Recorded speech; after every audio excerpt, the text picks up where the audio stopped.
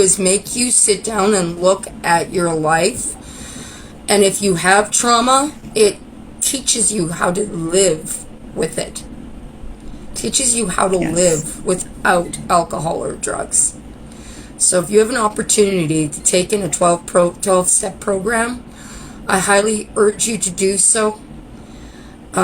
If you have no belief in anything, you need to find some. That was my biggest downfall in life. I was an atheist.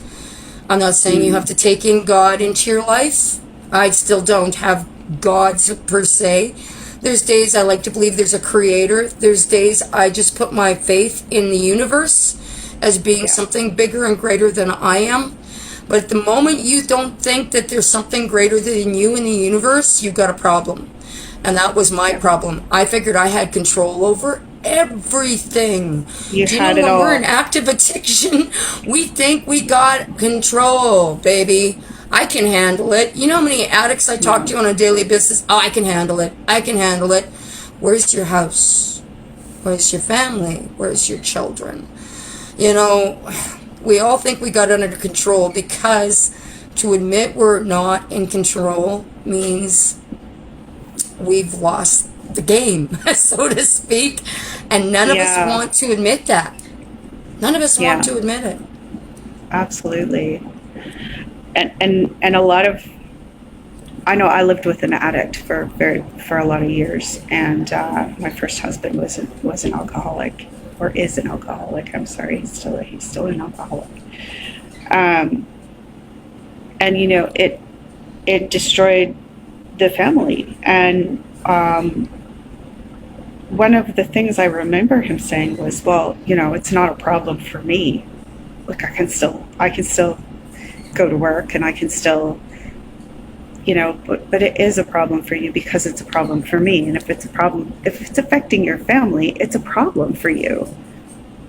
Right? A lot of times we don't realize it's affecting our family, though. You know, we don't pay attention. We're not paying, we're not awake. We're really not awake when we're using. So one of the stories I tell about my kids is I can remember when my kids were young. My youngest one, I think he was 6 at the time.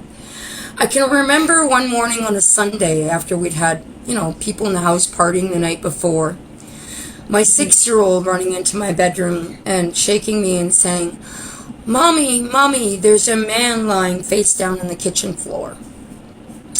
And I looked at him and I said, that's just Izzy.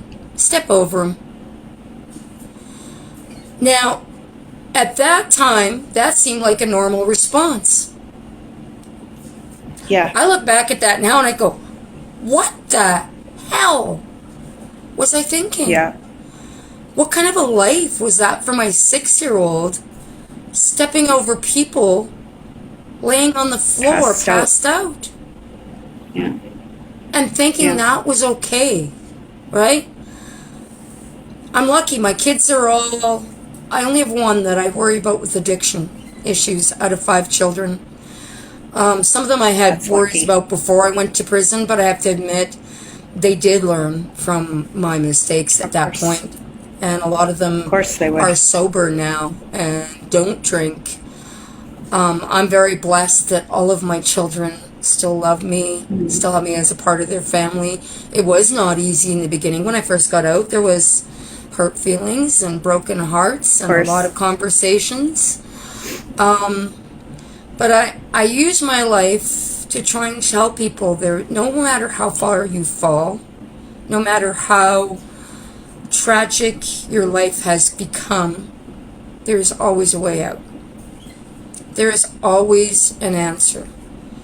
And even if you think that you've hit a point where you can never come back, you're wrong. You can always come back. And people can forgive and people can love again.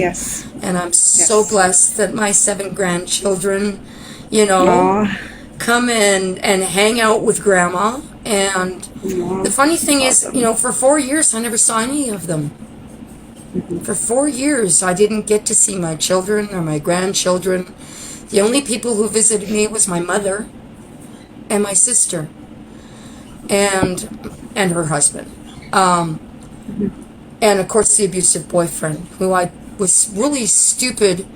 It took me until I got out just to realize how much I'd allowed someone else to control my life in that facet. And I finally let go of that too when I got out. And that was part of my recovery too, is to recognize I didn't deserve to be abused. I didn't deserve to be mistreated. A lot of times when we suffer trauma, we seem to think that's what we deserve. No.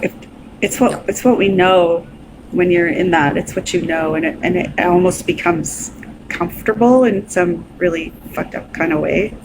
Like, you start to seek it out. Yeah. When you're looking for relationships, you don't even realize you're doing it. You're looking for that same person over and over again. Yeah.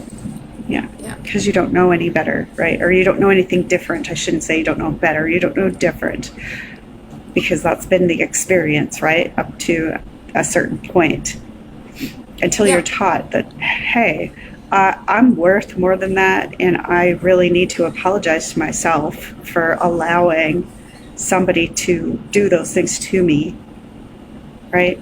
Like, there's so much self-forgiveness that has to come with trauma, first off.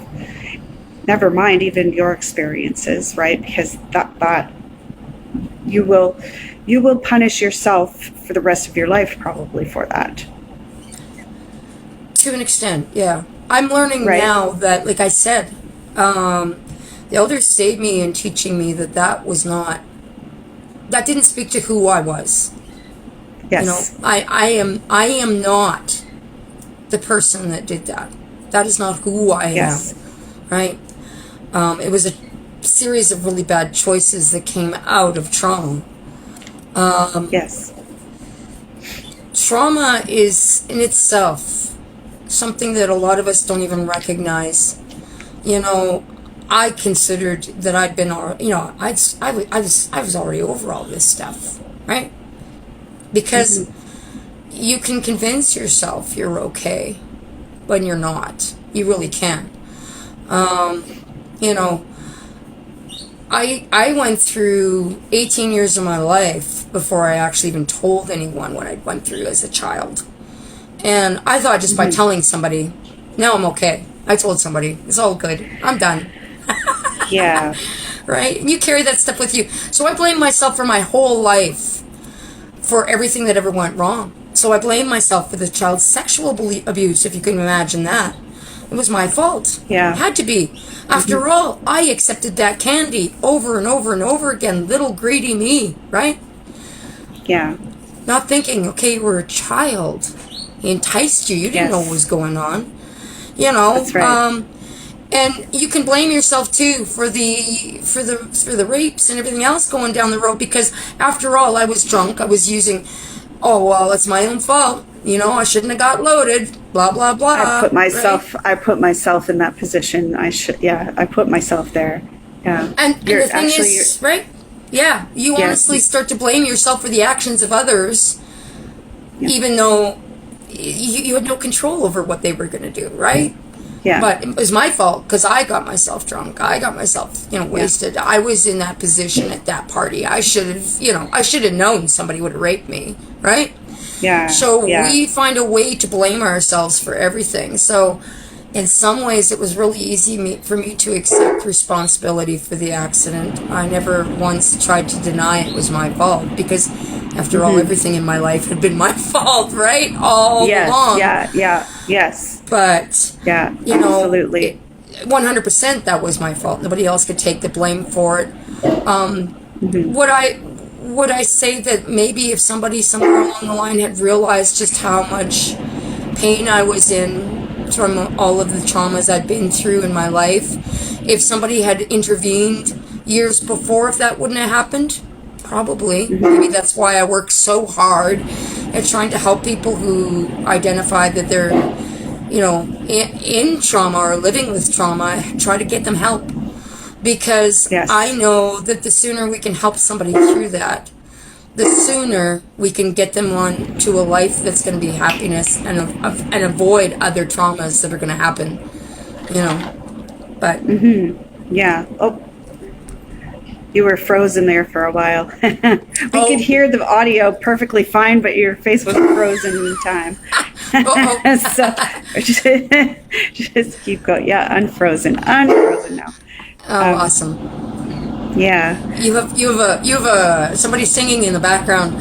Somebody is demanding my attention here. He's like, take me out right now. That's hilarious. That's hilarious.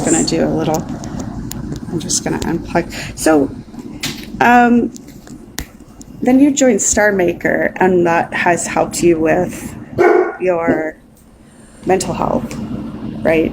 It's helped with a ton of stuff. Yeah. When I joined Star Maker, so like I said, I used to perform with a rock band. We used to travel all across Canada.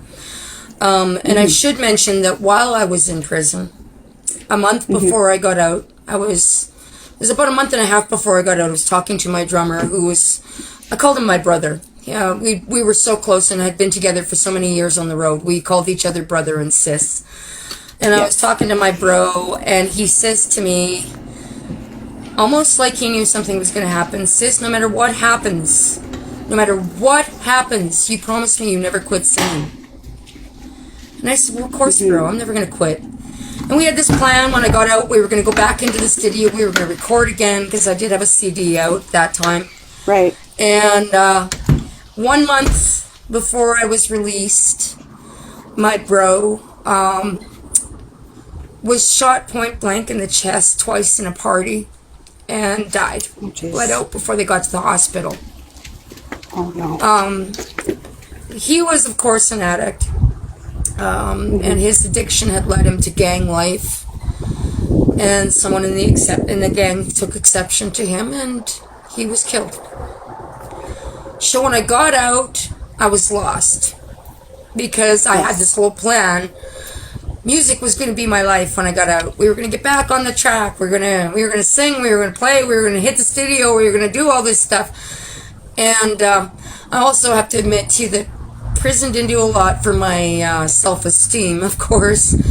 And also, I used to sing in prison every day. And there were guards there who would, tell you to shut up, or would close the doors, or would, tell you enough or I'm going to take you down to the hole kind of thing, right? So there was no encouragement for that. So when I got out, I found this app. And I started singing, just recording at first, a few covers here and there, because I had made this promise that I would never quit singing, and I didn't know how to go forward without him. I honestly didn't, and some days I still don't, Yeah. Because we were really, that was our lives together. So I started singing on this app, and my first time I decided to try live broadcast, I called it my music therapy, or my therapy session, I believe. Yes, sorry, it was called my therapy session. And I came on for nothing more than to sing. Now, at this point, you have to understand, I'm homeless. I come out of jail. I'm living in a halfway house, which is located at a homeless shelter. And so I was singing outside and in the basement of the shelter, and trying to find my voice again. And it's funny because my kids listen to my recordings and they go, Mom, that's not like you. It doesn't even sound like you. You sound like you're holding back. What's going on? And I just didn't have any confidence left. I was, in recovery, but I wasn't recovered yet.